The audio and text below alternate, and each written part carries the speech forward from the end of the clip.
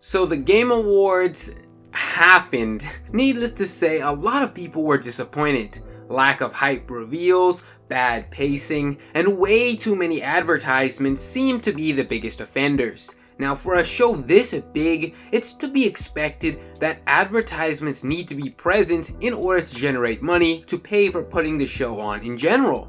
In fact, I'm Linus from Linus Tech Tips. Okay, but Play Magic the Gathering Arena.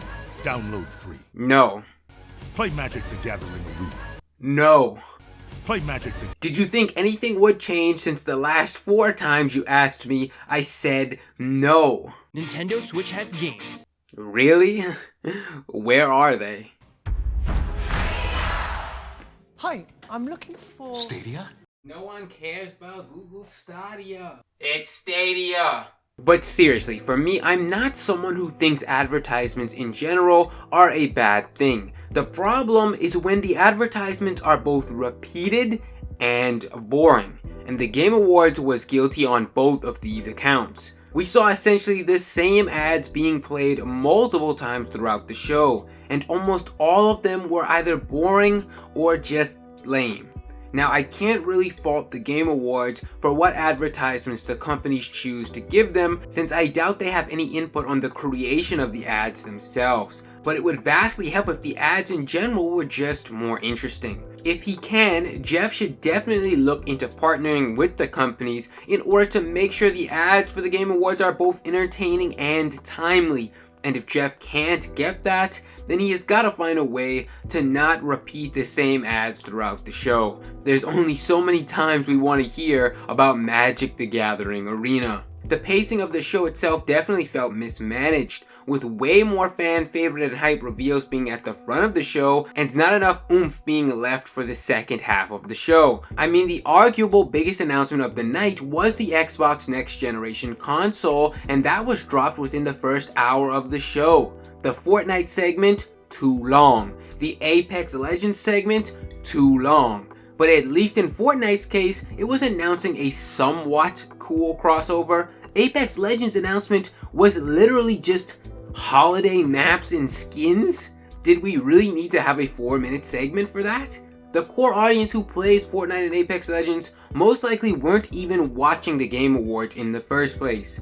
And quite possibly the biggest disappointment of the whole show, for the closing announcement, you bring up drunk Vin Diesel to shill a new Fast and Furious game? A game that probably no one in the entire audience even cares about. It was no more than a blatant advertisement for their movie franchise. They even tried to hype up the movie itself during the segment. It's amazing to see that trailer finally. I gotta tell you a secret too, I didn't tell you before.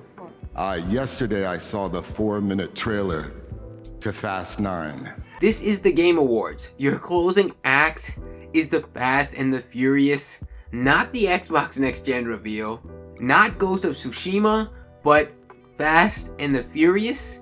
It just didn't make sense at all and was probably one of the biggest disappointments of the entire night. Now, in a way, the Game Awards are at the mercy of game studios, right? They can really only show off what studios are willing to give them to show off. But at some point, you've got to make the most of what you've got, and it felt like the Game Awards didn't do that. It felt like there was so much downtime between actual presentations and announcements. And at certain points, it just felt like they were trying to do anything to fill the time. The show could have been maybe 30 minutes to an hour shorter and felt way more tight-knit. It's okay to trim the fat and be a shorter show if it raises the overall quality of the production. If game studios aren't giving you many good announcements to work with, then you should shorten the show to reflect that. All in all, it was a real shame because I felt like the Game Awards was on an upward trend in the past 2 years, and last year's show particularly felt way better in terms of a viewing experience.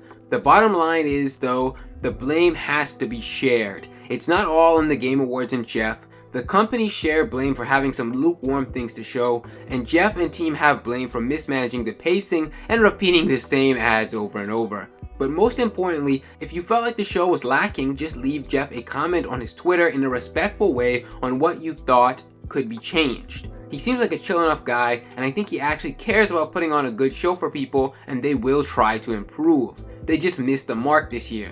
I hope next year will come back with a stronger performance, but only time will tell.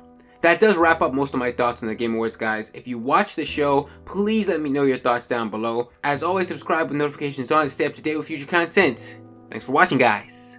I'll see you next time.